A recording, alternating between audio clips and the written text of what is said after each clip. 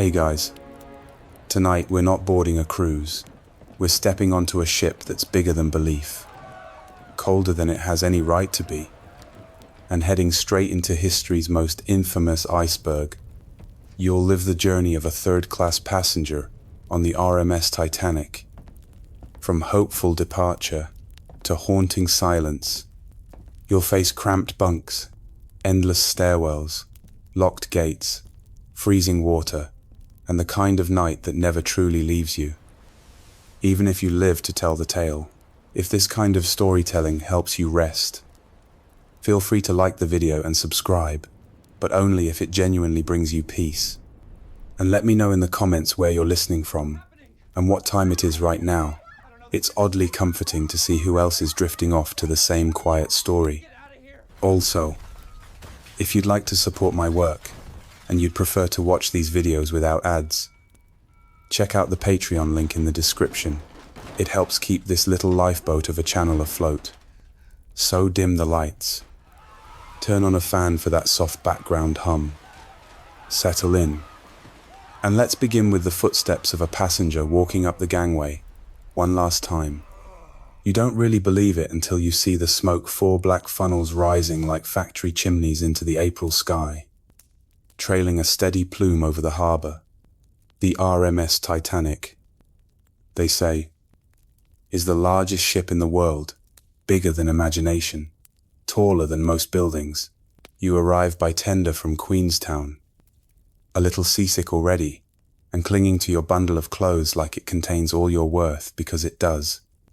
Everything you own fits in a canvas sack, a scarf from your sister, a wooden spoon, 2 apples, already bruised, and the ticket. Of course, a third-class berth. One way to New York.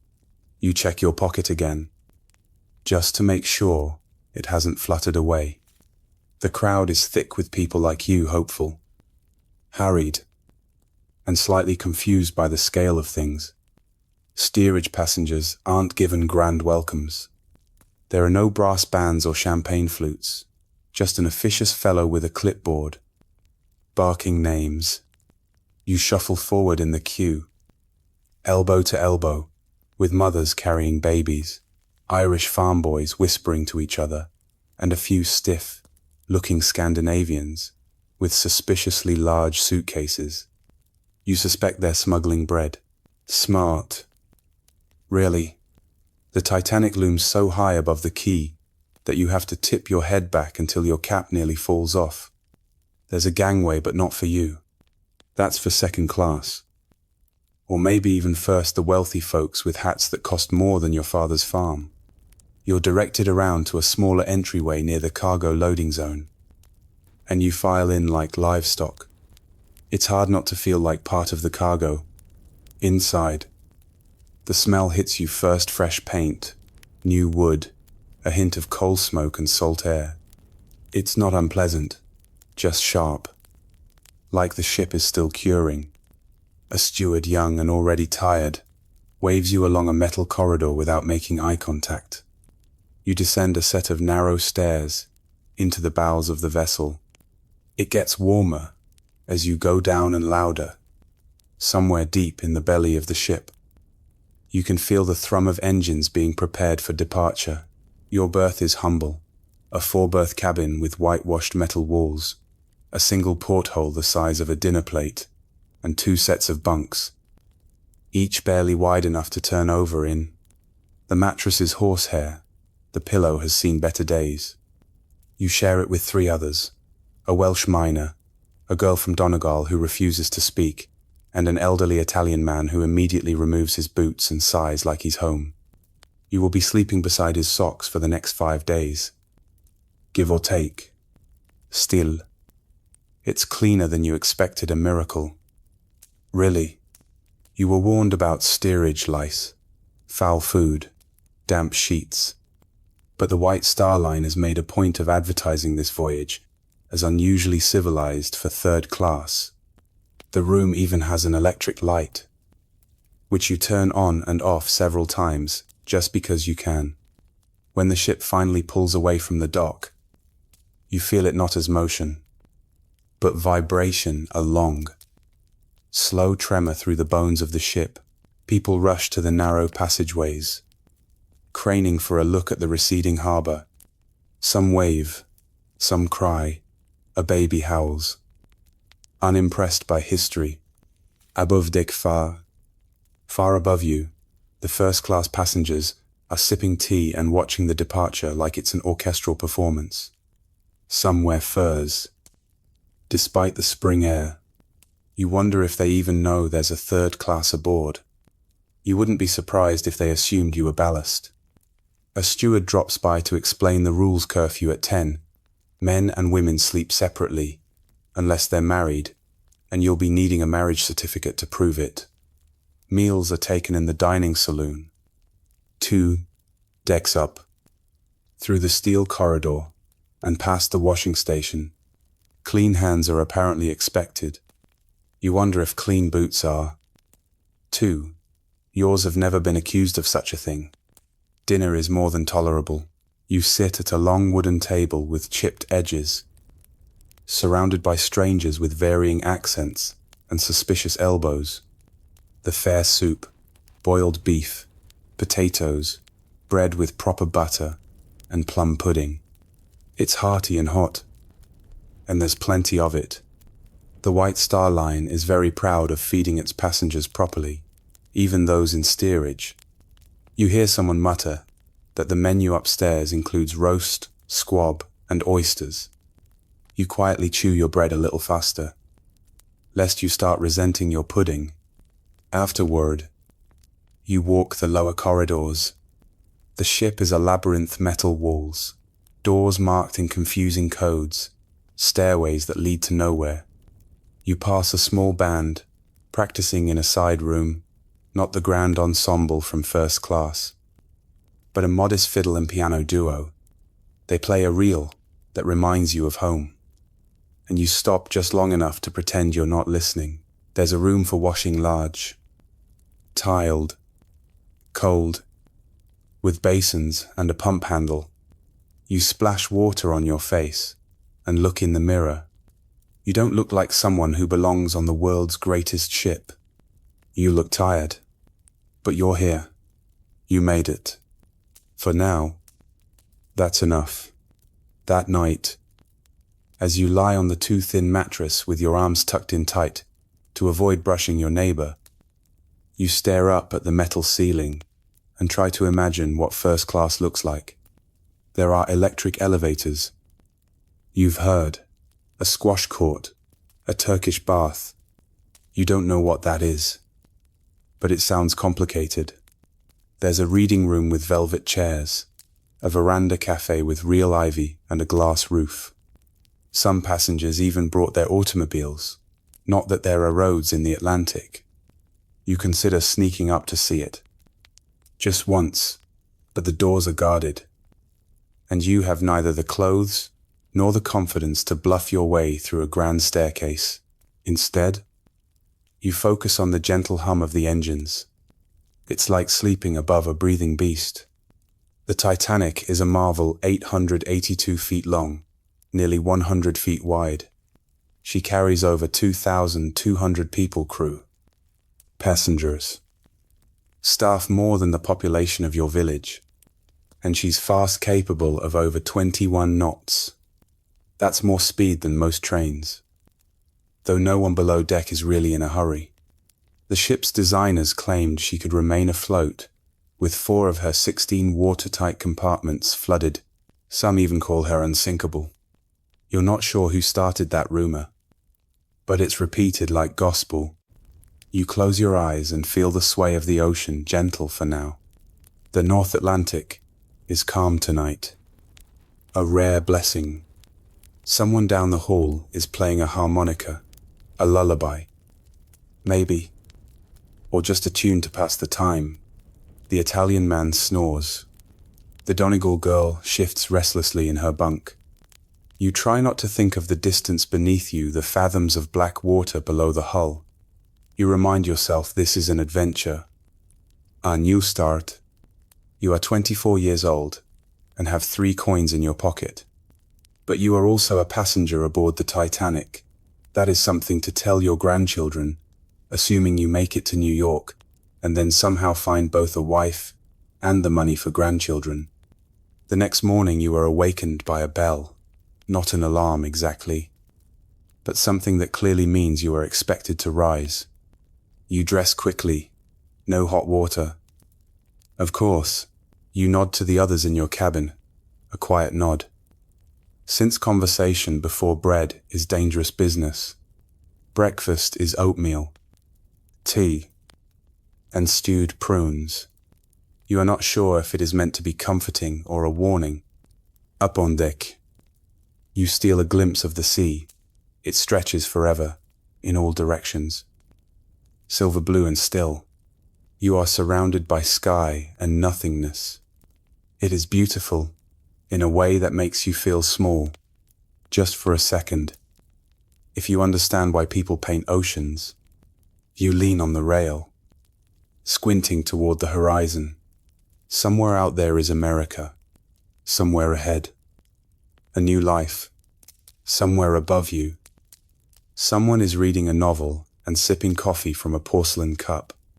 But down here, for now, you are just a speck aboard, a steel mountain carried westward by the dreams of better things, and for the moment, everything is still afloat. The first full day at sea begins with your head jammed into a bunk corner, and the Welshman above you snoring like he is strangling a goose. You are not sure which is louder, the man or the ship. The engines below beat like a great mechanical heart, deep and steady. It is a sound you will grow used to, or at least tolerate, like the smell of damp wool or the taste of lukewarm tea. You climb down the narrow ladder, boots thudding on the metal floor, trying not to wake the girl from Donegal, though truth be told, you are not sure she sleeps at all. She always looks slightly startled, as if she has just remembered something terribly important and then forgotten it again. The Italian fellow is already up and lacing his boots, humming tunelessly. You nod to him. He nods back. Language barriers are easy to navigate when there is only one topic worth speaking about: breakfast. The corridor outside your cabin is narrow enough that two people passing have to negotiate it like a waltz. Pipes run along the ceiling. Everything is metal. The walls, the doors, even the staircase railings. You feel like a mouse in a boiler room. Still. It is clean, surprisingly so. The white star line made sure of that. After all, third class is no longer called steerage in official brochures. That word, they realized, made people think of livestock. And livestock do not pay 610 shillings for a transatlantic crossing. You pass a steward in a blue uniform. Young, half-shaved, carrying a mop. He does not smile, but he does not bark either. That is something, compared to most steamers. Titanic treats its third-class passengers with almost shocking decency. You have even got a proper dining saloon, not just a bench and a bowl, and you are allowed outside at certain hours. So long as you do not wander too far up the decks and startle the people in tuxedos. You follow the smell of bread to the third-class dining room located midship on F deck. It is bigger than you expected. Long tables with benches, white enamel mugs, and tin cutlery that clinks like coins. The room is bright too, lit by electric bulbs that buzz slightly when you walk under them. You spot the Welshman, already halfway through a bowl of porridge. You join him, and are soon joined by the others, a family of Swedes with matching coats, an English woman with 4 children and no husband, and a very round man who orders 2 servings without shame or explanation. The food is plain but plentiful. Breakfast is porridge, bread, marmalade, and tea hot and dark. No fancy teas here, just the kind, strong enough to make your ancestors sit up in their graves. Someone mentions that first-class passengers have kippers, and smoked salmon. Someone else mentions that they are welcome to it, since it smells like feet. After breakfast, you explore the steerage section. It is not large, but it is its own little world. There is a general room where people gather, play cards, mend clothes, argue, flirt. A piano stands in one corner, and someone is always trying to play it with varying degrees of success. The Irish boys know a few jigs. The Norwegians do not. A small library sits against one wall, mostly Bibles and books no one intends to read. But it looks respectable. And that is the point. The White Star Line wanted third class to feel clean, moral, and well supervised, not because they cared particularly, but because the immigration authorities in New York did. Ships that arrived with lice, fever, or rowdiness risked losing their landing permits. So the company, wise to the economics, kept steerage tidy. They hired matrons to monitor women and children. They fed you 3 times a day. They even installed electric fans to keep the air from turning fetid. Of course, you are not supposed to know that. You are supposed to be grateful for the generosity, and you are. It is better than any crossing your cousin ever described. His ship had rats the size of chickens, and smelled of cabbage from Dublin to Halifax. Titanic, by comparison, smells faintly of varnish. You make your way up to the open-air deck, one of the few parts of the ship where third-class passengers are allowed fresh air. It is not large, but it is something. Children chase each other between wooden benches.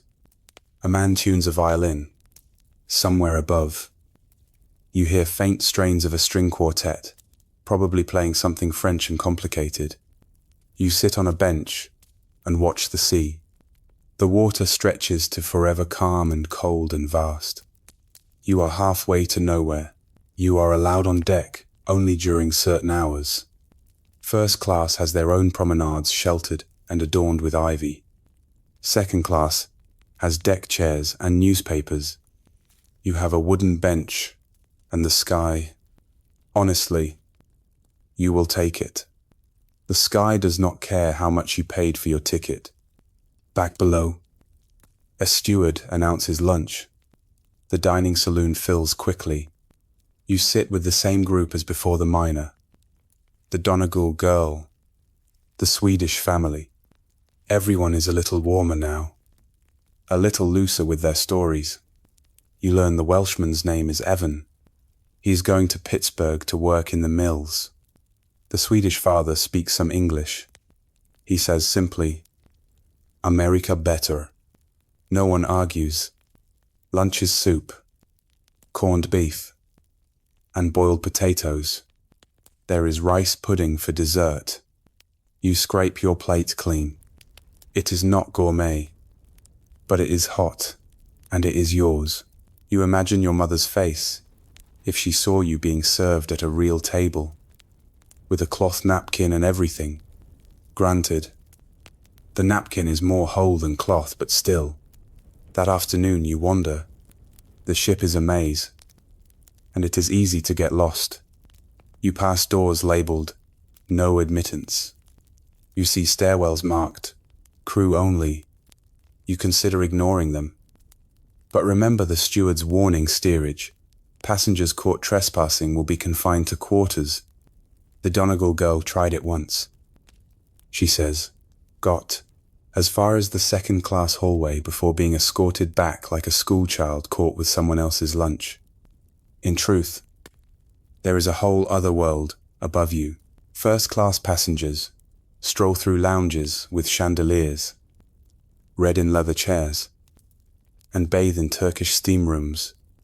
The grand staircase is carved oak, with wrought iron railings and a glass dome overhead. You saw it in a postcard once. It looked like a palace. Meanwhile, you have creaky bunks and a washroom with 12 sinks for hundreds of people. still. You suppose it builds character and blisters. By evening, the ship grows quiet. Steerage passengers trickle back to their cabins. There is no scheduled entertainment, not for you. Anyway, some folks bring out fiddles. Someone starts singing a hymn. You think. Others hum along. You sit near the doorway, sipping lukewarm tea and watching the flame flicker behind the electric light bulb. There is something about ships that makes everyone feel philosophical. Perhaps it is the water, perhaps it is the silence, or perhaps it is the realization that you are floating in a giant iron box miles from anything solid, relying on the stubbornness of steel and the calculations of men you have never met. You lie down for the night and listen. The Welshman is snoring again. The Italian man coughs softly in his sleep. The girl from Donegal whispers a prayer. You think about your brother left behind, and your uncle waiting in New Jersey with a job at the docks, maybe. If the letter was true, if the job still exists, for now, you are here, aboard Titanics, below decks. Yes, but afloat, safe for now, and carried westward at 21 knots on what they call the ship of dreams. Dreams, you suppose, look different depending on where your bunk is. Still, the sea is quiet, the hull is strong, and the night, for now, is kind. You wake slowly, disoriented by the quiet. It is not true silence. Nothing aboard the Titanic is ever silent, but something is different. The usual early clatter of boots in the hallway has not started. No coughs echoing off steel. No one shouting for a missing sock. Just the deep, steady hum of the engines far below, vibrating faintly through the bunk frame and into your bones like the purr of a massive cat you dare not startle. The light through the tiny porthole is grey-blue, filtered through Atlantic mist. It is early, but you are wide awake. You have decided that today you are going to climb. You swing your legs down carefully. The Welshman above you is still asleep, mouth open, emitting lone noises like someone trying to remember the words to a hymn in their sleep. The Donegal girl has left already. Her bunk is empty, her blanket neatly folded, her presence already a ghost. The Italian man snores softly, boots by his bedside, in perfect placement. You dress quickly, quietly, and slip out into the corridor before the daily shuffle begins. The air down here in third class, officially called steerage by everyone except White Star's pamphlets, is thick with engine heat and the scent of wet wool. The corridor is narrow enough that passing someone requires sideways negotiation and a muttered apology. Pipes line the ceiling. Rivets pattern the walls. There is a sense that everything here is very sturdy and very uninterested in your comfort. But today, you are heading up, beyond the reach of the heat, beyond the bulkheads that mark your invisible boundaries, beyond where your ticket says you belong. You have heard whispers of the higher decks, not just the first class rooms, the ones with fireplaces, private promenades, real bathtubs, but of the corridors that feel like museums, of the grand staircase carved from wood finer than any church you have seen. You want to see it, if only for a moment, if only from a corner. You start the climb. The first few staircases are familiar, utilitarian steel steps, cold railings, walls painted a color that can only be described as institutional beige. You pass a steward who nods sleepily and does not ask where you are going. Lucky, the change happens gradually. You pass through a metal door, and suddenly the walls are paneled. The floor has carpet. The light grows warmer, as if the bulbs here burn a better brand of electricity. The air smells of varnish and faint perfume. You have left the Titanic's transport and entered Titanic's temple. You slow your pace, walk softly. No one looks up. But you know instinctively that you do not belong here, that your boots are too loud, that your coat smells too much like salt and boiled beef. And then you see it. The grand staircase. It rises before you like a cathedral in motion. Ornate oak railings curl gracefully around a sweeping set of steps. Ironwork glitters in soft light. At the landing stands a clock, flanked by two carved female figures, honor and glory crowning time. You wonder if either of them knows what time it actually is, or if they are just guessing politely. Above the staircase, a domed glass skylight lets in filtered light. You imagine it would be beautiful on a sunny day, but today it is just a moody grey, like the ocean in glass form. You do not dare touch anything. You just stand there, heart thudding like a drum solo in a hymn, watching a steward in white gloves arrange something on a side table, a vase of fresh flowers. Orchids. Maybe. Someone upstairs has orchids. The steward spots you. His expression does not change, not quite. Just enough to communicate that this is not your hallway. You offer a vague nod and retreat the way you came, trying not to look like someone who had to see it, to believe it. You drift sideways into second class. Fewer chandeliers here, but still very proper. You pass through the second-class library, neat rows of books, mostly Bibles, school texts, and novels about quiet people doing quiet things. A man in a bowler hat reads aloud to his wife in a whisper. You walk slower in here. You feel like if you rustle your sleeves too loudly, someone might ask to see your grammar school certificate. There is a second-class smoking room too, smaller than first classes, but still elegant. A pair of older men sit by the windows playing cards, smoke drifting like clouds of contemplation above their heads. One is speaking French, the other, possibly German. You pretend not to notice. They pretend not to notice you. Eventually, you turn back. You have gone high enough. You have seen their world, at least the edge of it, and you have confirmed what you suspected. It was never built with you in mind. Back down in third class. Everything returns to form. The benches are harder, the walls closer, the air thicker with people and potatoes. But you are greeted with a grin by a boy you barely know, and a nod by a man who snores in harmony. You sit in the general room and exhale like someone who has made it home after an awkward dinner. The general room is alive this morning. Someone is playing a fiddle again, the same tune as yesterday but faster. A girl is clapping along. Offbeat, but enthusiastically, a young man tries to show off his tap steps but slips and nearly takes out a bench. Everyone laughs, and the moment becomes a story before it finishes. The piano in the corner is being abused again. You can hear a hymn. Start. Stop. Restart.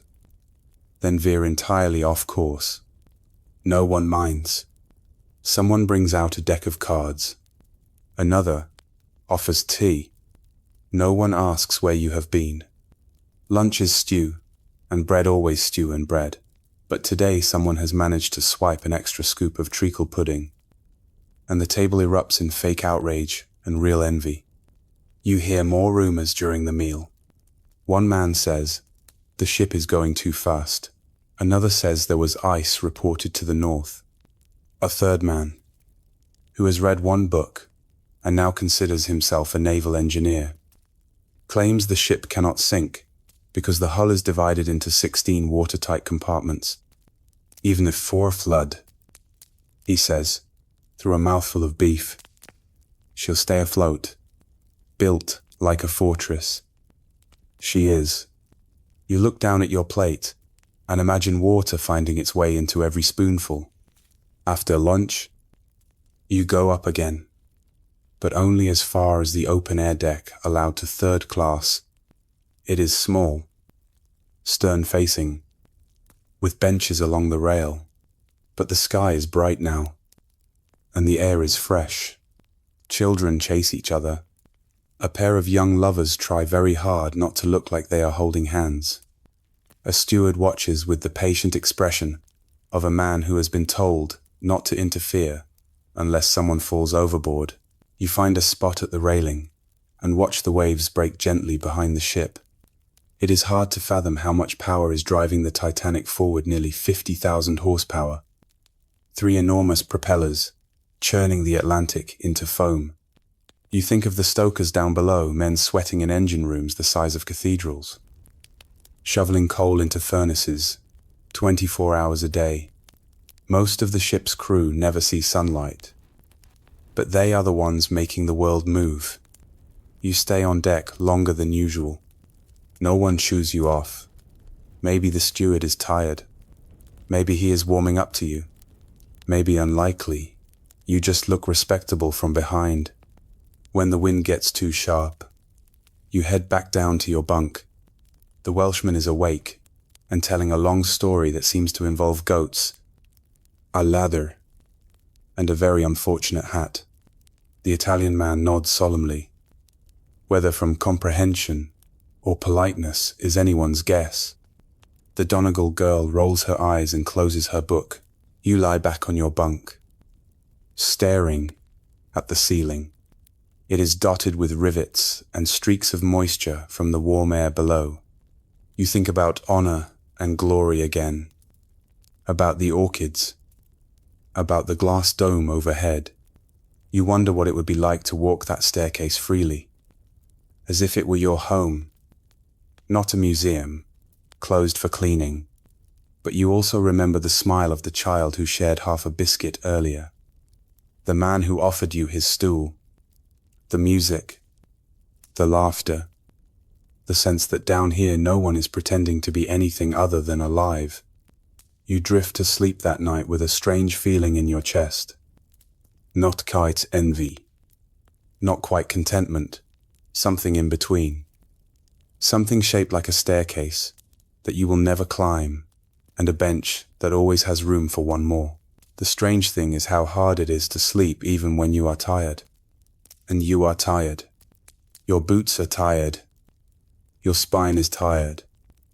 Even your eyelids, which have spent all day squinting against salt-bright skies or smoky lamps, have become heavy with the weight of everything you have seen. And yet, sleep does not come easy. It is your third full night aboard the Titanic. And though the ship moves smoothly, as smooth as a hotel, people keep saying your thoughts do not. You lie in your bunk, staring at the ceiling, and wonder how much water sits above your head. You are 7 decks down, give or take. That is hundreds of tons of ocean, all held back by steel plates, rivets, and the confidence of shipbuilders who promised everything would be just fine. The lights in your berth dim automatically at curfew. Electric bulbs on a timer controlled from somewhere else. A small modern miracle. Though when they flicker, you cannot help but wonder if it is the system or the sea. The cabin is quiet. Even the Welshman has already fallen asleep and is breathing heavily, like he is training to be a tuba. The Italian man, whose name you think might be Carlo, snores so gently it is almost musical. The Donegal girl has not spoken in a day and a half, but she is here, arms folded, staring at the ceiling as if it might crack open and reveal answers. There is no breeze down here, no window to crack open, just the slow warmth of breathing bodies and the heat from the boilers below. Your mattress is a hair-stuffed pad on a wooden frame, and it creaks every time you roll over, as if it too has opinions about how you are sleeping. You would think being so far from land from streets and factories and chickens and cartwheels that the noise would be gone. But the Titanic hums like a living thing. Pipes shudder. Metal flexes somewhere in the walls. Water moves with a low, sloshing rhythm that makes you deeply aware of how surrounded you are. At times it sounds like the ship is groaning in its sleep. You try to count those sounds. Identify them. Anchor yourself in their repetition, that one above the door. A soft hiss from the heating pipe, that one near your bunk. The creak of a support beam flexing with the sea, that one deeper still. A muffled clang, possibly something from the engine room. Possibly not. Someone knocks into a bed frame nearby, and the whole cabin shakes slightly. You wonder if this is what it is like being a spoon inside a drawer. Then you wonder if spoons ever panic. The air feels colder tonight, not frigid, but crisp. Like someone left a window open 3 decks up, and the wind remembered how to find you. That is unusual. Third class is typically stifling. The heat from the boilers keeps it warm even when the Atlantic is icy above. But tonight, your nose is cold. You pull the blanket up and curl inward. No one else seems to notice. Or if they do, they have decided not to mention it. That is how things work down here. If it is not fire or famine, it is probably not worth complaining about. Still, something feels off. Earlier that evening, during dinner, you had overheard 2 men whispering about ice. Saw it on the chart. One said, "Bergs spotted further south than usual." The other scoffed. "Ship this size could punch through a barn wall." You did not say anything at the time. But now, in the quiet of your bunk, you start to wonder what that barn might be made of, and whether the wall might punch back. The Titanic is 882 feet long, nearly 100 feet wide. Her double-bottomed hull is divided into 16 watertight compartments. The theory, often repeated, rarely questioned, is that she can stay afloat with any 2 flooded. Maybe 4, depending on who you ask. Possibly even 5. Of course, no one down here has seen those compartments. You assume they exist like unicorns or kindly landlords. You roll over. The mattress groans again, somewhere far above. Our door slams, then silence. Outside your room, the hallway is quiet. A few low voices pass by. Someone stifles a cough. You imagine the ship overhead 5 more decks of people, mostly asleep, all pretending, first-class passengers in private staterooms, with real pillows and electric heaters. Their windows are shut against night air. Their beds do not creak. They probably do not wonder what 400 miles of ocean feels like above their heads. You breathe in and out, trying to focus on the rhythm, the movement of the ship, the faint sway. If you did not know better, you would think you were on solid ground. The Titanic glides through the North Atlantic with the grace of a floating hotel, its engines spinning nearly silent. From down here, the vibration is constant, but smooth. So far, the seas have been unusually calm, barely a chop. Even the gulls looked bored when they flew overhead yesterday. But tonight feels different, still calm. Unnervingly so. The ship does not sway, does not dip. The sea is glass, and the sky, when you saw it earlier from the aft deck, was unusually clear. Stars, sharp as pins. No moon, just silence. You remember thinking how eerie it was, the way the wind had died. No crests on the waves, just blackness reflecting starlight. The kind of night where sound carries too far, where even your thoughts echo. It is the sort of night that makes sailors nervous, and you. Now, too, you sit up quietly. The bunk creaks again, betraying you. No one stirs. You swing your legs down and walk barefoot into the corridor. The passage is dark, save for a few low-burning lamps.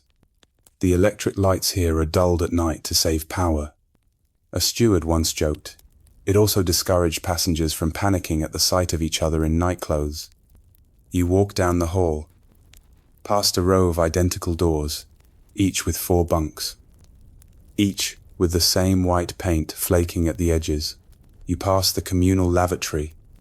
The sound of dripping water is louder than usual, or maybe it is just quieter elsewhere. At the stairwell, you pose. You are not supposed to go above at night, especially not unaccompanied, but you step up anyway, guided more by restlessness than reason. 2 decks up, near a third-class common area, you find a small porthole. Not a grand view, barely a slice of sea, but enough to glimpse the water, still dark and flat as slate. Stars gleam above like they have been nailed in place. You press your forehead to the glass cold, and then the strangest thing, a flicker. Not light. Exactly. A movement. Something distant. A shape or just a shadow of a thought. You blink. It's gone back to bed. The walk down feels longer. The corridor seems narrower. When you return to your cabin, everyone is still asleep. You climb into your bunk and pull the blanket to your chin. You try to sleep, but the ship feels not still. Exactly just wrong. Like a song that skipped a beat. A silence you weren't expecting. And in that silence, you realize something deeply absurd and quietly horrifying. You don't know what it would sound like if the Titanic were in trouble. Would there be a noise, a grinding, a snap, a bell? Or would it be like this, nothing at all? You think of the watertight doors. Those great metal slabs that can seal off entire compartments in seconds. You've never seen them, but you heard someone say they're automatic. Triggered by flooding. They just drop. Like guillotines. Efficient. Really. You picture one slamming down without warning. Then another. Then another. And suddenly the sound you imagined, the scream of steel buckling, becomes too loud in your thoughts. And you roll over again, pressing your hands to your ears. It's just nerves. You tell yourself, just stories. You're thousands of miles from home, surrounded by strangers, being carried across an ocean you've never seen from shore. Of course, your mind is playing tricks. You've climbed too high, snuck too far, seen the edges of other people's worlds. It's made you suspicious of your own. You squeeze your eyes shut and listen again for the heartbeat of the ship. The engines hum.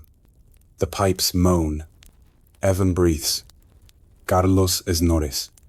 The girl from Donegal turns in a bunk and sighs not loud, but long, like someone remembering they still exist. You focus on that sigh, human and simple, something solid in the machinery. And finally, with no ceremony at all, you slip into uneasy sleep. Above, the Atlantic stretches black and endless. And somewhere, invisible for now, something cold waits patiently in the dark. The next day starts like any other, too early, too loud, and somehow too warm and too cold at the same time. You wake up, unsure whether you slept for 5 minutes or 5 hours. In truth, it's probably somewhere in between, stolen in snatches between creaking pipes and the haunting knowledge that the ocean is still out there, waiting. Your boots are colder than they were yesterday. You wiggle your toes before stepping in, hoping the heat from your feet will make peace with the leather. It's April 14th now, Sunday, Easter Sunday. In fact, at home, there'd be a sermon, then boiled eggs, then the sort of quiet family tension that passes for celebration. Here, There's porridge. The dining saloon smells of tea, bread, and too many people with nowhere else to be. You sit with your usual group, Evan the Welshman, Carlo the Italian, and the Donegal girl, who still hasn't offered a name, but has stopped flinching when people speak near her. A quiet improvement. You nod a happy Easter across the table. Only Carlo returns the greeting. Evan just mutters something about missing his boots and keeps eating. You hear someone at the far end of the table say something that catches your attention. Ice ahead. The man says, voice low, like he's sharing state secrets instead of breakfast gossip. Bergs, says another. More than usual. They're drifting south. You look up. The men are older, one with a sailor's beard. The other, with a face like baked leather. They sound like the sort who say, I told you so before anything actually happens. Still. You listen. They say the wireless room's been getting warnings. The first man continues, buttering his bread with unnecessary force. From other ships, someone asks, the Marconi. The second man explains, they've got one aboard. By seat. Sparks flying and everything. Sends messages to shore and other liners. Not just for passengers. They use it for navigation. 2. Captain will know then. Someone says. If there's danger. The two older men nod slowly. But not confidently. That's the worst kind of nod. Later. Up on the open-air deck. You try to forget the conversation. The sea is as flat as a dinner plate. Barely a ripple. The wind has stilled almost completely. The cold, though that remains. It's the kind of cold that sneaks in under your clothes and lingers behind your ears. You pull your collar up and lean on the railing, squinting at the horizon. Nothing. Just water and sky. Two blues with no border between them. Occasionally, a sparkle, where the sun hits the surface. No land. No ships. No birds. Just quiet. You can feel it in the air, not fear. Not yet. But a sense of waiting. Like the ship itself is listening. A steward nearby paces slowly. Arms behind his back. He doesn't speak to anyone. But he watches everything. They're always watching. Even when they pretend not to be. You remember what the man said about ice, that it's further south than normal this year. Brought down by ocean currents that don't much care about shipping lanes or luxury. The Titanic is sailing near 41 degrees north. The same band of ocean where the Grand Bank's fogs roll in and ice sometimes wanders. Lost and unnoticed. Until it's too late to matter. You heard someone say there were at least 6 warnings sent to the bridge yesterday. The Californian, the Coronia, the Baltic, all had spotted ice. Some had changed course, but Titanic had not slowed down. In fact, someone said, the engines were pushing her harder today than yesterday. The pride of the White Star Line. After all, doesn't dawdle. At midday, you walk past the wireless room, or rather, as close as third class is allowed to get. The room itself is tucked behind second class on the boat deck, off limits and guarded by closed doors. But you hear the spark through the wall, the steady, sharp rhythm of Morse code being tapped out. The two operators, Phillips and Bride, someone said, have been sending passenger messages all day. Telegrams to New York, to London, mostly first-class passengers, dictating congratulations to friends or instructions to brokers. You wonder if they resent it, the operators, not the passengers. You wonder if, in between arriving Wednesday, best regards, and buy shares immediately. They ever think to forward the ice reports to the captain? Or maybe they already have. Maybe he's read them, frowned, and poured another tea. You won't know. You're not allowed to know. That's not how class works aboard the Titanic. Information trickles down slowly, like melted ice through a brass funnel. By late afternoon, the rumors are more frequent. A second-class passenger says he overheard an officer mention unusual flows. A steward in third class mutters that they've changed watch rotations. One woman claims her porthole was frozen shut. Another says she saw a chunk of ice floating by the stern, though on inspection it turned out to be a towel from second class. Still, the talk continues. You wander again, heading up as far as the stewards will let you. On one deck near the rear, you pause behind a group of well-dressed gentlemen discussing ship speeds. She's doing 22 knots. One says, confidently, though you suspect he's guessing, trying to make headlines. Another says, Bruce Ismay's idea. He's aboard. You know, you've heard that name before, Ismay, the managing director of the White Star Line. You imagine he walks around the ship like a man who's already written his own newspaper article. One of the gentlemen leans on his cane and says, I say, let her go fast. Get it over with. These crossings are terribly dull. You note that he has not spent time in steerage. Super pass uneventfully. Stew again, though slightly more seasoned.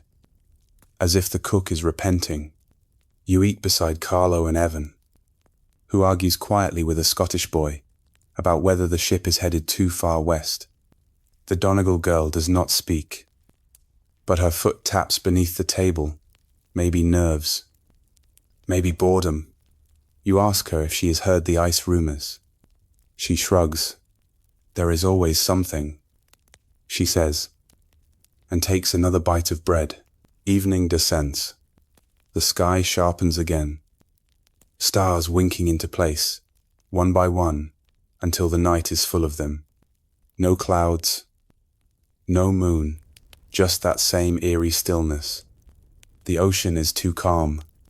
It does not move like water. It just waits. You go out on deck one last time. The wind cuts deeper now, and you wrap your arms tight. The cold is not sharp. It is quiet, heavy, the sort of cold that soaks into your sleeves and settles in your lungs. There is a hum from the funnels. Fin, rhythmic, below deck. You know the stokers are still at work, dozens of them, pale and sweating, shoveling coal into roaring furnaces. The Titanic burns over 600 tons of coal per day. That is 100 firemen on shifts, 24 hours a day, keeping her alive. You have seen none of them. You do not know their names, but you feel their work beneath your boots. Someone nearby mentions the iceberg warnings again. They have got lookouts posted in the crow's nest. Of course, he says. Best view on the ship. You do not say anything. You just watch the sea. It reflects the stars so perfectly that, for a moment, you are not sure which way is up. The steward eventually calls for the deck to be cleared. It is nearly 10. Time to return below. Time to sleep. Time to pretend the whispers have not followed you all day. Back in your cabin, the blankets feel colder than usual. You lie down slowly, as if your bones want to test the bed before trusting it. The engines hum, pipes hiss, a distant thump, probably nothing. You close your eyes and listen to the ship. Breathe. Outside, the night sharpens, and somewhere out there, a lookout climbs a ladder with no binoculars. It happens just before midnight. You are not asleep yet, though you have been lying still in your bunk for what feels like hours. The darkness in the cabin is almost complete. The low-watt electric bulb above your head has been off for some time, and the only light now is the faintest spill from the corridor beyond the half-shut door. Carlo is breathing evenly for once, not snoring. Evan has turned to face the wall, one hand beneath his head. The Donegal girl has not moved for the better part of an hour. The ship is quiet, not silent. Of course, Titanic never truly rests. The vibration of the engines is always there, low and steady.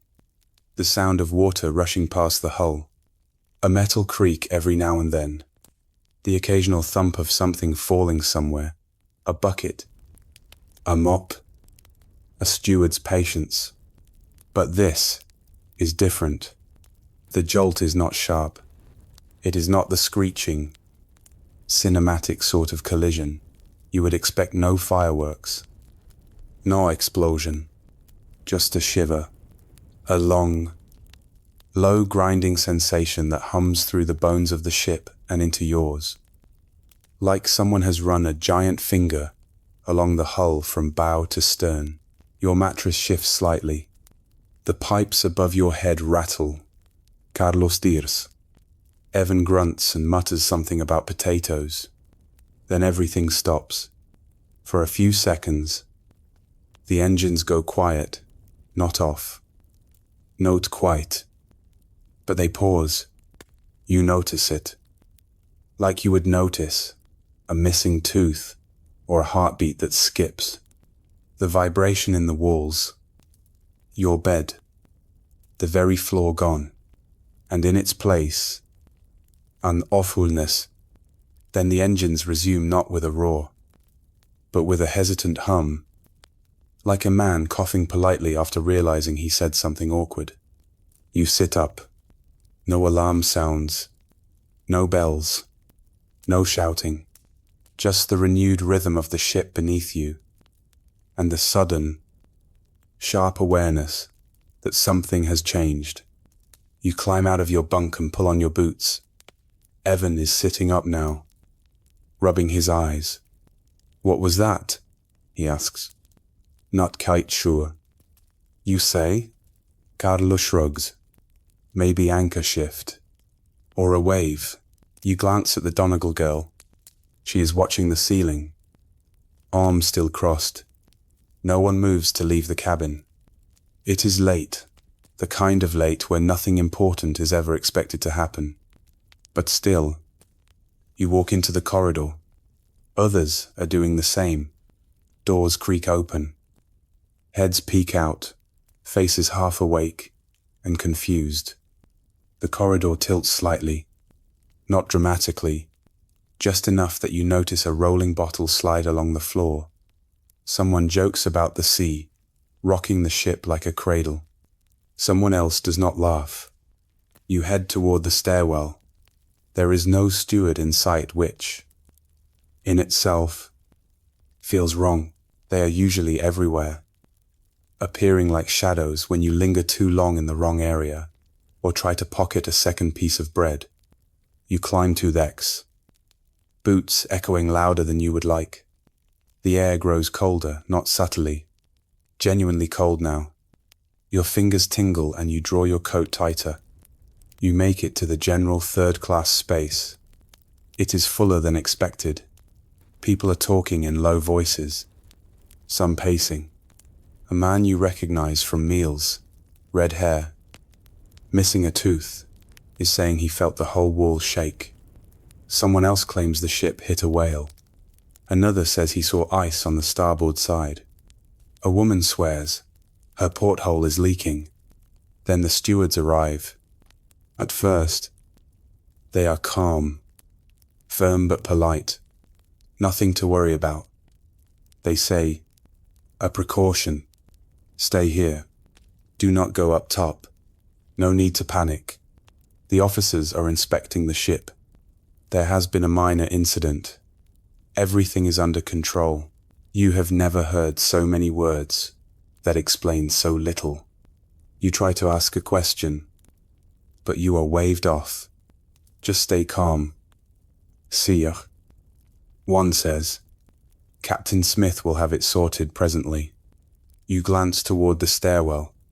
It is now guarded, so you wait. The thing about being below deck is that information trickles slowly. Up in first class, passengers have already seen crew gathering near the lifeboats. They felt the cold air sweep in as the forward hatch was opened. Some of them are asking questions directly to officers. Down here, you get hallway whispers and stewards with fixed smiles. But still, more people arrive.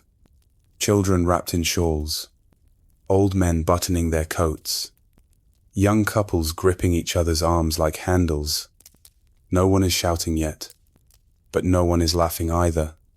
The floor tilts again. You notice it this time. A glass left on the table slides half an inch, then stops. Someone mentioned lifeboats. Someone else says there are not enough. You know that is true. You heard it days ago, a second-class man muttering about it. Only 16 boats and 4 collapsibles.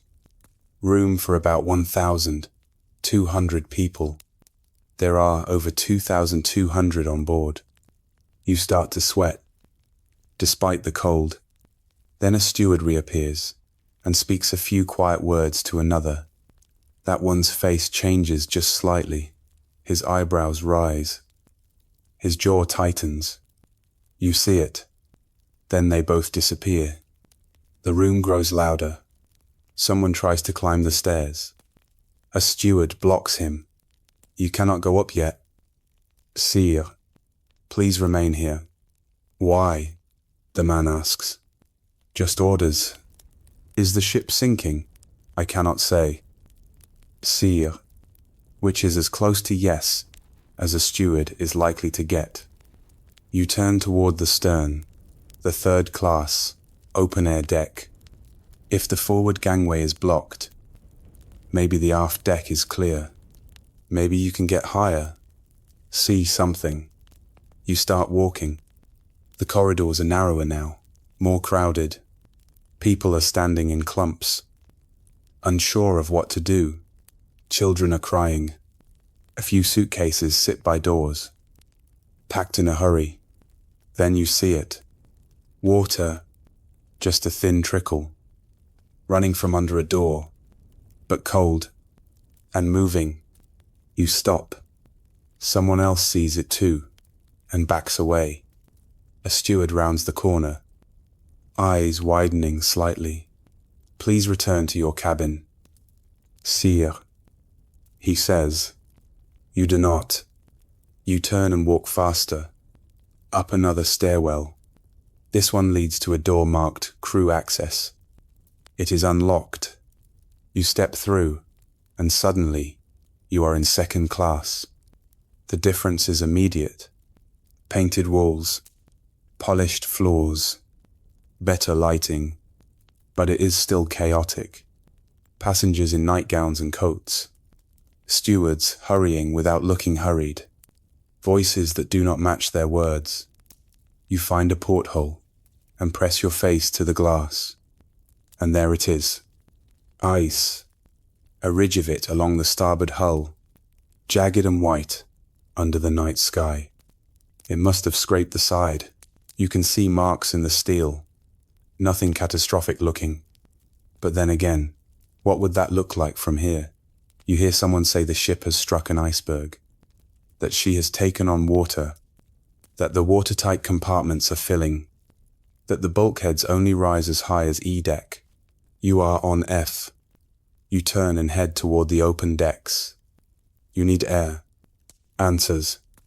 The stairwells are jammed now. People moving both ways. A child drops a doll and starts wailing. A man curses as he is jostled against the railing. You squeeze through. At last, you reach the outer deck. The cold is immediate. Real. Brutal. Your breath becomes smoke. The sky is too clear. The sea too flat. The iceberg itself is drifting away monstrous and silent.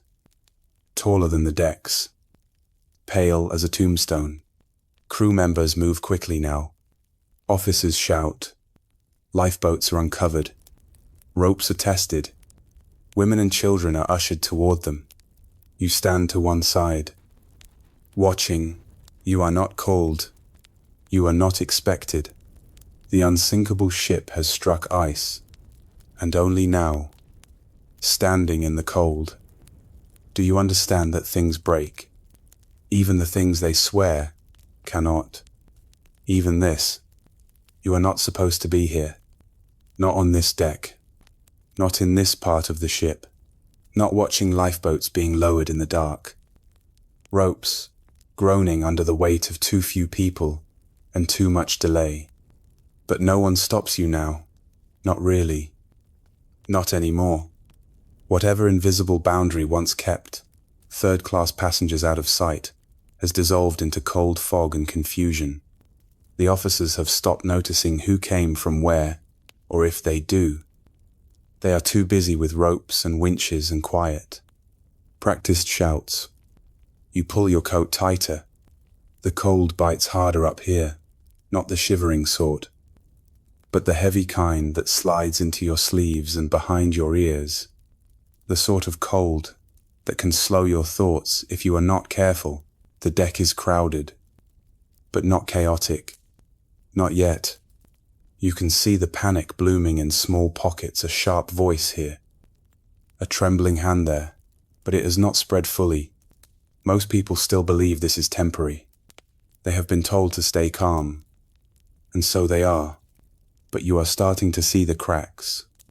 A steward stands by the railing, eyes fixed on nothing. He is not giving instructions anymore. He just waits, shoulders stiff. A woman clutches a child too old to carry and refuses to meet anyone's gaze. The child, oddly, looks bored. You make your way toward the lifeboats carefully. Slowly, not running. You have learned that running draws attention. Walking with purpose. Though that gets you where you need to go, you pass a lifeboat that is half full, maybe 25 people in it. Mostly women. A few children. One man who looks too stunned to explain how he got there. An officer barks.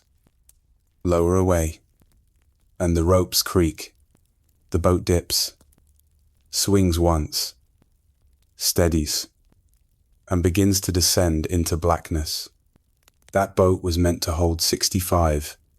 You want to ask why they did not fill it. You want to ask if that man will be forced to give up his seat in the water. You want to ask a lot of things. But no one is answering questions now. The officer closest to you turns and calls out. Next boat. Women and children only. People start to move. But no one moves as quickly. There is something surreal about it. The ship is tilting. You can feel it. But the instructions still come like boarding announcements, courteous. Measured. As if panic has been ruled out by regulation. You hear someone say the time. It is just past midnight. 15 minutes since the iceberg. Or maybe 30. It is hard to tell anymore. Up here under the stars. Time feels dislocated. A young woman steps forward to the next lifeboat. She is in a thin dressing gown. Her hair hastily tied in a ribbon. She carries a suitcase that cannot possibly hold anything useful. A steward takes it gently from her and sets it aside. You will not need that, miss, he says. She does not argue. More women follow. One sobs quietly. Another jokes, something about the boat looking more stable than her second husband. No one laughs. But the attempt lingers in the air, like a prayer that misfired. A boy, maybe 10 years old, tries to follow his mother into the boat. The officer hesitates. How old? He asks. 10, she says. He nods. The boy is waved forward. The mother squeezes his hand, like it is the last hand she will ever hold. Another woman refuses to go without her husband. If he stays, I stay, she says. planting her feet. The officer does not argue, just moves on to the next name. You edge closer, trying to look useful. Maybe if you offer to row, maybe if you lie and say you are crew. Back. Sire. A steward says firmly, women and children only. I can row. You say, we have Osman already. I am crew. You lie. Then get below and help. He says without blinking. You step back. You scan the crowd for someone, anyone you know. You spot Evan. He is across the deck, standing like a post, watching the lifeboats without blinking. The Donegal girl is with him now, wearing a scarf you do not remember her owning. She is staring down at the wooden planks beneath her feet. You catch their eyes. No one waves. Another lifeboat is filled slowly, methodically, lowered into the dark. The water swallows the sound. From somewhere behind, a flare goes up. It is brilliant, a burst of white that turns the night into a false morning. For a moment, everything is too bright. The fear on people's faces is visible, sharp, and undeniable. Then the flare fades, and the stars take over again. You hear someone ask if help is coming. No one answers. The flares are meant to be seen distress signals, fired skyward at regular intervals. But they look beautiful, almost theatrical, like a show, as if this whole thing might be a trick. A diversion. A test. But it is not. You hear someone mention the Californian only 10 miles away. They say, they will come. They must have seen the rockets. You want to believe them? But something deep in your stomach says otherwise. You inch along the deck. A different lifeboat is being uncovered. This one has collapsible canvas sides. One of the emergency boats stored near the forward bridge. A crewman curses as he fights with a rope. His fingers are bare and red. You see a group of men arguing nearby. One gestures to a list.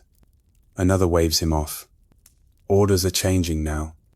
The ship is changing. Logic is thinning. A few passengers begin to push forward. Not violently.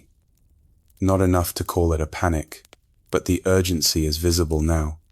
People have waited patiently for over an hour. But the ship is tilting. More water is coming in. And the boats are leaving half full. Mostly empty. And no one is calling your name. You pass another gate, one that had been locked earlier in the voyage. It is open now, hanging crooked. Someone forced it. Maybe, or maybe a crewman finally realized that gates do not float. A family rushes past you, father. Mother. 2 small children. The father pauses at the gangway. Go, he says gently. The mother shakes her head. Please. She does not move. A steward walks by, sees the moment, and nods slightly. The children are taken. The parents stay behind. You keep moving. At the next boat, there is an argument. A man refuses to leave without his wife. A crewman insists she has been taken on the previous boat. How do you know? The man shouts. I do not. The crewman admits. And that is it. No further explanation. He walks away. The band plays. Still. They have moved closer to the entrance of the grand staircase. You cannot see them, but you hear the melody. Steady. Slow. Not cheerful. Not mournful. Just steady like a heartbeat or a clock or something, pretending to be both. Someone says they played Autumn. Others say it was Nearer. My God. To thee. You cannot tell. It sounds like the kind of music people hum while folding shirts. Another boat goes down. This one is fuller. Word has spread. The crew are more urgent. fewer hesitations. Still no call for men. Still no place for you. So you wait. You are told again to stay calm. The sea does not calm. The ship continues to tilt. And the stars continue to shine indifferent and precise as more lifeboats leave behind the lights. And you are not entirely sure when the lifeboats stopped lowering. For a while, there had been a steady rhythm to it all. Officers calling out, stewards ushering women forward, the thump of wooden hulls being dragged into place and swung out over the sea, followed by the groaning pulse of ropes, slowly lowering tiny boats into the dark Atlantic.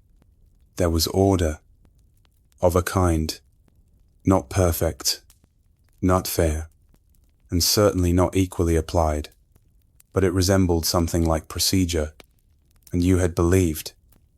In the quiet way people believe when they are trying not to panic, that eventually someone would point to you, maybe not immediately, maybe not warmly, and say, "You, now, this way," and that you would climb in, shivering, stunned, but alive. That was the hope, silent and absurd, that kept you moving. But now the boats are gone. You realize it slowly, like someone waking up and forgetting what day it is.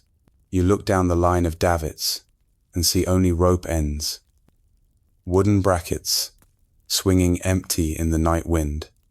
The crewmen who once moved quickly now stand still. Some look dazed. Some have vanished. The stewards, who had guarded stairwells, like watchmen, are simply gone. The crowd around you murmurs but does not cry out. No one wants to say it out loud, not yet, as if naming it, saying there are no more boats. I would trigger something final, but the knowledge spreads anyway. Unspoken and unstoppable. Every second, the ship sinks deeper, and you begin to understand. You have missed your chance. A collapsible boat is being worked on near the forward section, but even you can tell it is not going well. Collapsible A. Someone whispers. They are trying to unfasten it from the roof, but it was not designed to be launched like this, and the angle of the deck is not helping. The bow is noticeably lower now. Water has reached the houses forward. Everything that was straight is now slanted.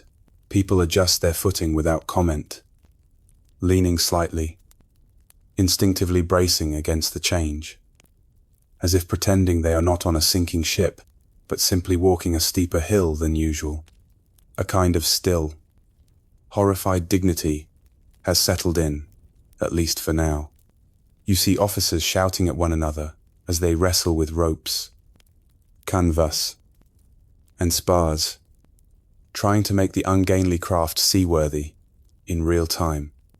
They call for hands, for axes, for more men, but it is chaos.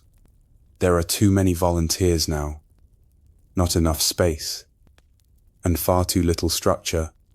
What could once have been managed with order, with drills, with warning, has crumbled into instinct and noise. You step forward, trying to help, or maybe just trying to be near something useful. A man grabs one side of the boat and pulls.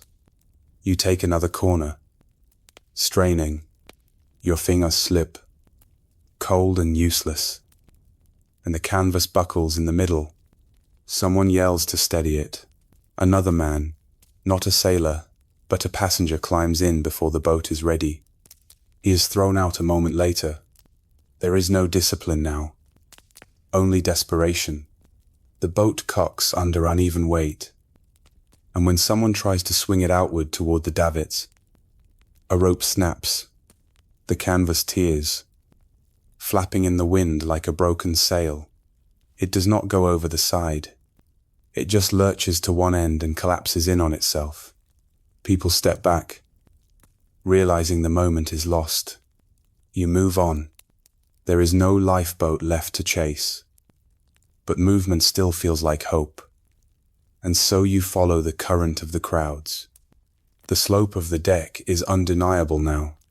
You have to step carefully, holding the railings to maintain balance. The wind picks up, dragging at your coat. You see a woman fall not hard, but awkwardly, and another person helps her up without speaking.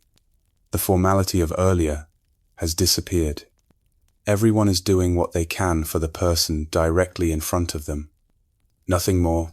There is no longer time for order, for stations, for distinctions of ticket class, at least not here, at the edge of the ship, where everything tilts and nothing remains to be done. You pass what is left of collapsible B, still tied to the roof of the officers' quarters. It has not even been moved yet. A few men are trying to untie it, but it looks hopeless.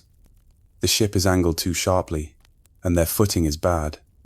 The canvas is stiff with salt and ice. A rope gives way, and it slams against the roof with a hollow thud. One man slips and slides down the slanted wall before catching a pipe and hauling himself back up. You do not know whether to help or keep going. You keep going. Behind you, a man cries out. You turn to look and see someone climbing over the railing. A few people try to stop him, but he kicks free and leaps a clean, hopeless arc, vanishing into the black. A splash follows. Then nothing. No cry for help. Just silence. Someone says something in a language you do not recognize. A woman starts sobbing quietly, without drama. At the stern, the crowd has thickened. Dozens of people have already made their way off, climbing slowly, awkwardly, as the deck tilts higher. The stern is the highest place left. There is nowhere else to go. A young boy near you is asking where the rest of his family went. No one answers. A man wraps his coat around the shoulders.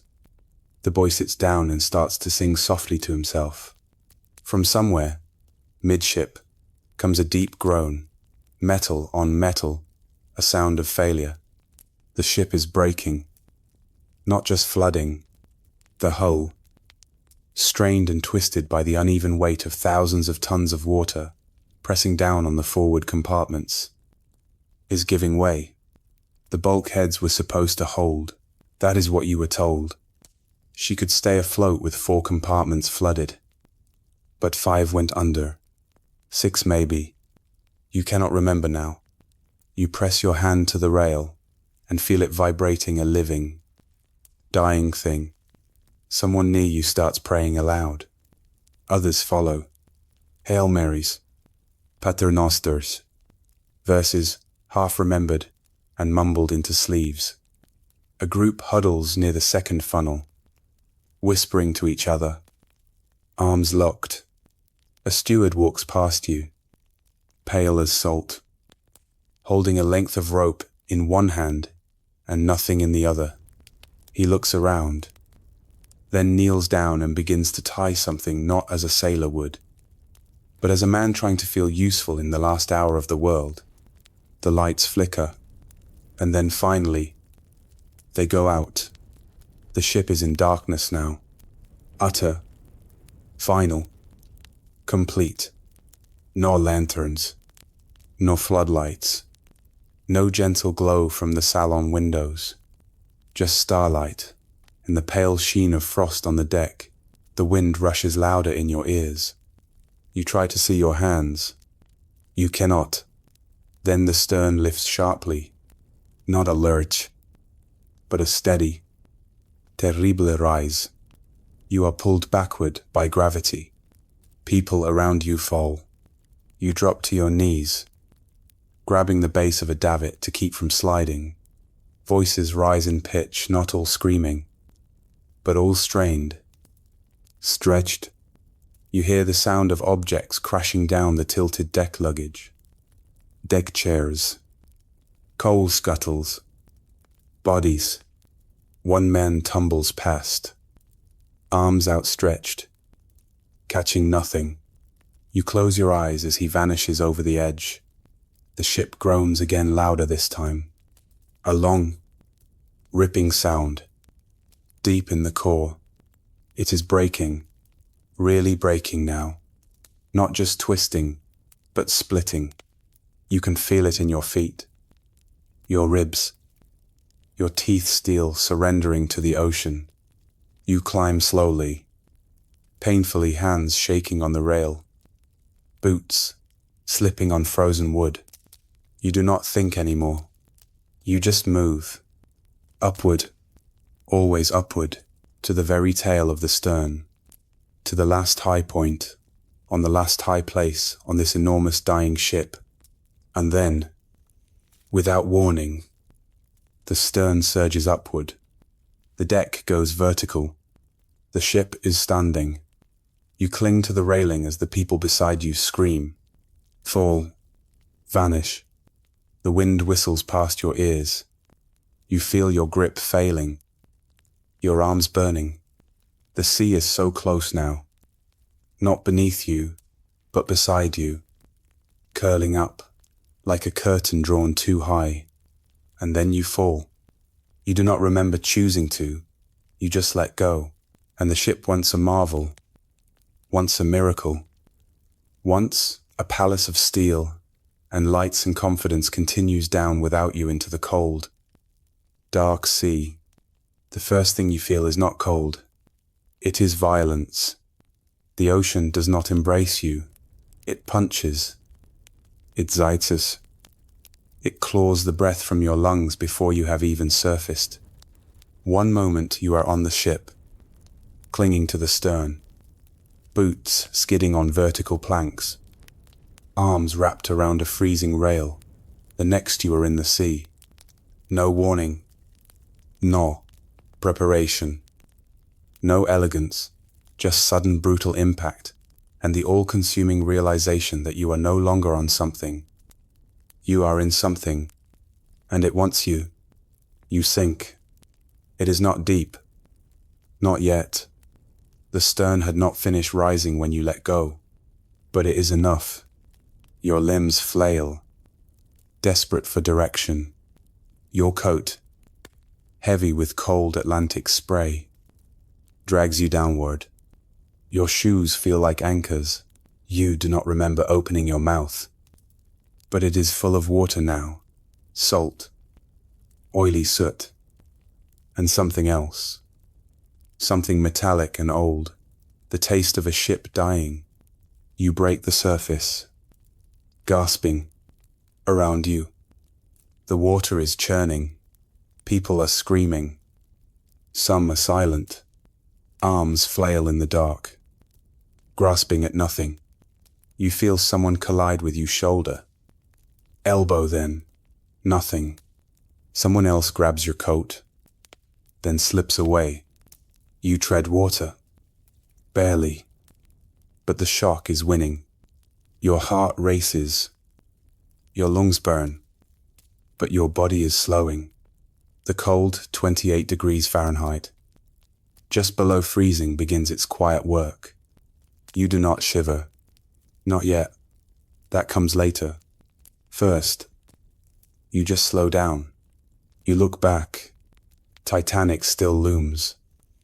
But only for a moment. The stern, once towering above, now shudders, is upright, impossibly vertical, but even that is ending. You watch as the last funnel cracks free with a terrible metallic shriek and falls toward the water. It misses you by what feels like yards. A wave surges as it hits, flinging you backward. For a moment, you are underwater again. This time you do not fight as hard, not because you are calm, but because your limbs are already forgetting how to move. When you rise again, the ship is going, north sinking gone. The stern slips beneath with astonishing speed. One moment it is there, iron, wood, angles, shadows, and the next, it is swallowed whole. No splash, no fireworks, just a long groaning descent into silence. The Titanic, the unsinkable ship, the pride of an empire, the floating city of lights and excess, is beneath the waves, and you are alone, not truly alone, not yet. Around you, hundreds are still afloat. Some are calling names. Others scream wordless things, prayers, apologies, curses. Please, you recognize none of them. Their voices blend into one rising chorus, carried on the frozen wind. Some are already silent. They float like wreckage, their heads barely above water, limbs slack. Most are not moving. A few paddle weakly toward anything that floats: chairs, boards, a waterlogged canvas boat flipped upside down. You start to swim. You do not remember deciding to, but you do.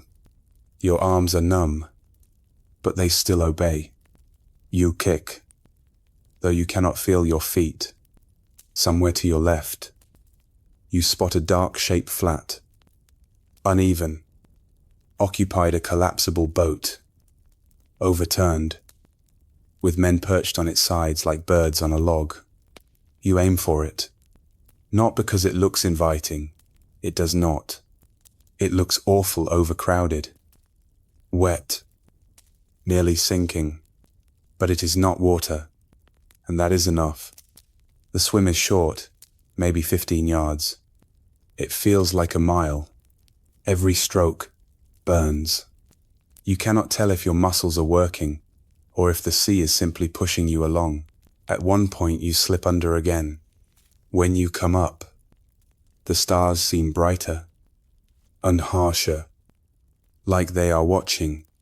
You make a noise, not a word, just a sound. And finally, a hand grabs your coat. You are hauled onto the side of the raft, not fully. There is no room but enough to get your head out of the water. Your legs dangle in the sea, dragging like kelp. You heave, cough. Wretch, the man who pulled you up does not speak. None of them do. At least 20 are perched here, sitting ankle to ankle along the curved hull of the overturned collapsible. Officer Lightoller is among them. You recognize his cap. He gives quiet instructions, pointing toward a tighter configuration. Keep balance. He says once. Keep breathing. He says again. That is all. The boat sinks lower with every new arrival. At one point, a man tries to climb all the way on, and the whole thing nearly flips. Screams rise again. Lightoller shouts, "Stay off the top." The man is pushed back into the water. No one helps him up again. You cling to a rope line, chest heaving. The cold is unbearable now, not sharp, but hollow, inside your bones. You feel your thoughts slowing, memories coming unbidden. Your sister in Queenstown waving from the dock, the man in the bunk beside you snoring like a sawmill, the deck chair that creaked when you leaned too far back, the warmth of a cup of tea. Somewhere, on some earlier day, you realize you may never feel warm again. Time passes strangely. Somewhere behind you, a man cries out, "We must go back." Others echo him, back to the people they are drowning. But the voice that answers is flat. "We will swamp the boats." Another voice says, "We wait. Then we return." You cannot see them, the real lifeboats, the upright ones that left earlier, but they are nearby, just out of reach. Most are not full.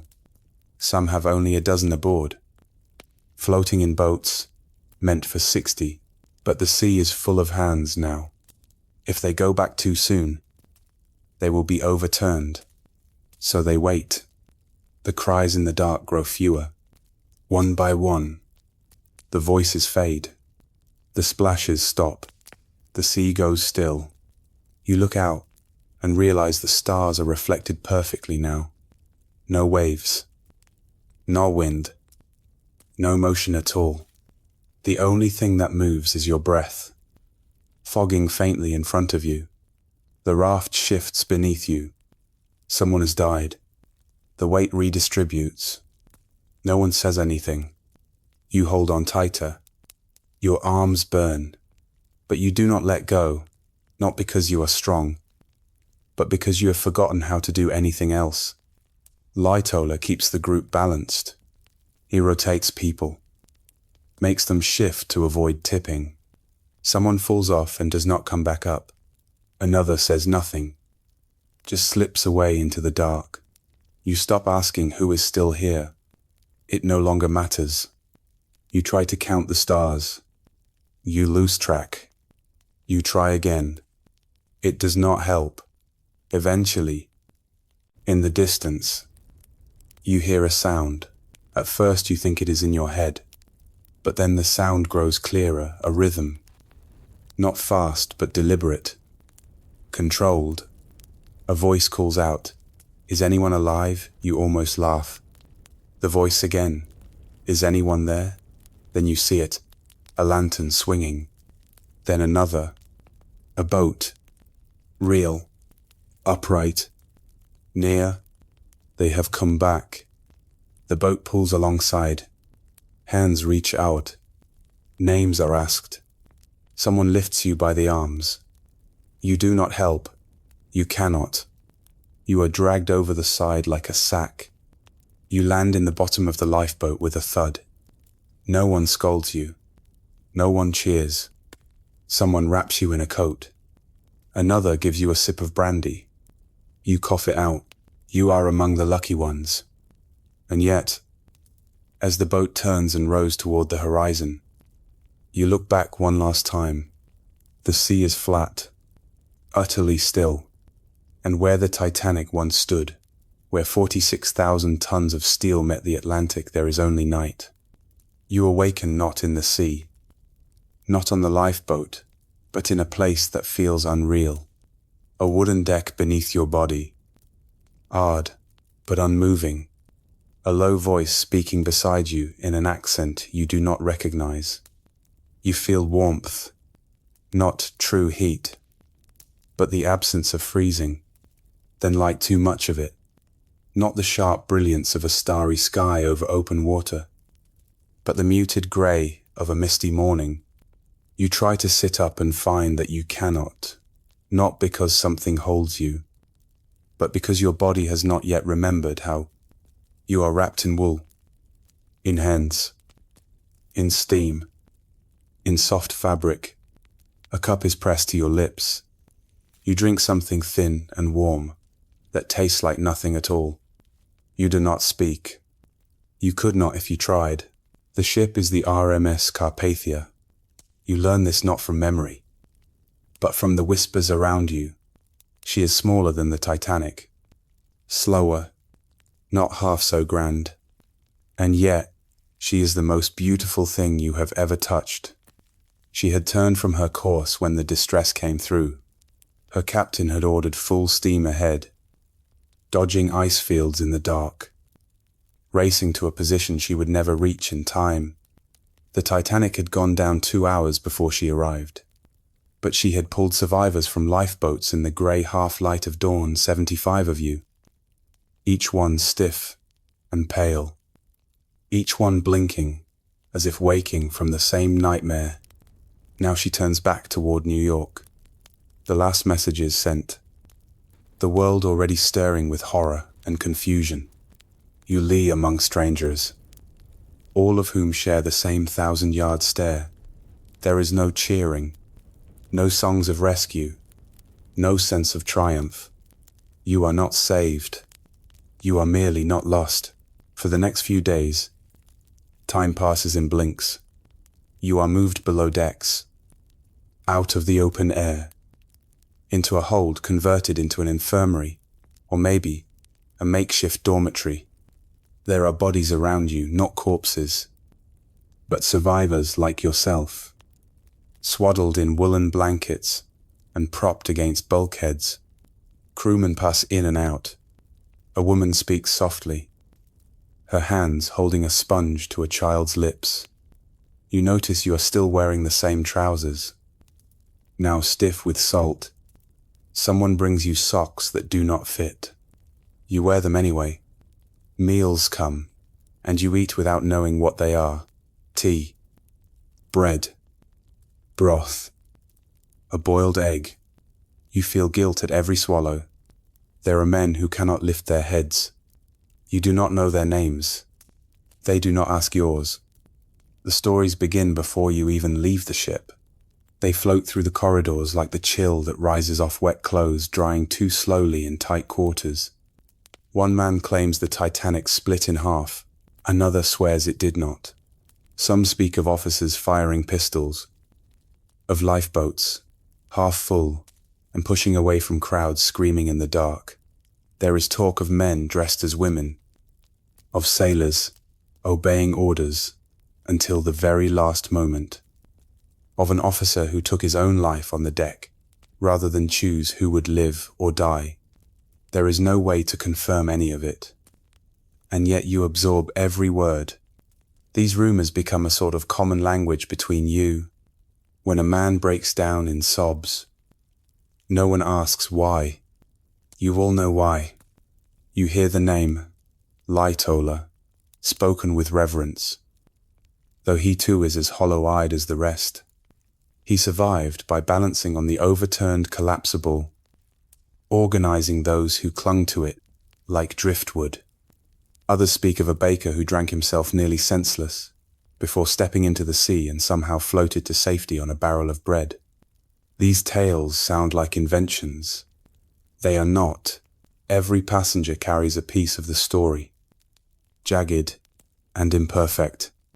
When you try to speak of your own, the words do not come, not because you're ashamed, but because you do not know how to begin. New York Harbor arrives with little warning. You're called above deck and blink into the foggy skyline. Crowds line the piers. People have heard not everything, but enough. Headlines scream from waiting. Newspapers, Titanic, sinks. 1,500, feared dead. Women and children first. Heroes in the night. World's greatest liner lost. You do not know if the figures are correct. You only know that more were lost than saved. When you step onto the gangway, reporters rush forward. They ask your name, where you were when the ship went down, whether you saw the iceberg, whether you were in a lifeboat. Some survivors speak eagerly, hungry for recognition or comfort. Others weep. You say nothing. Moving past the cameras like a man already buried, the survivors are herded into groups. First class is met with carriages, waiting family members, hotels with warm beds and quiet staff. Second class receives sympathetic escorts, charitable offers, clean clothes. You, a third-class passenger, are sent to a holding area. Nothing cruel, but nothing comforting either. A city official reads from a clipboard. You are given the name of a charity, offering lodging for the indigent.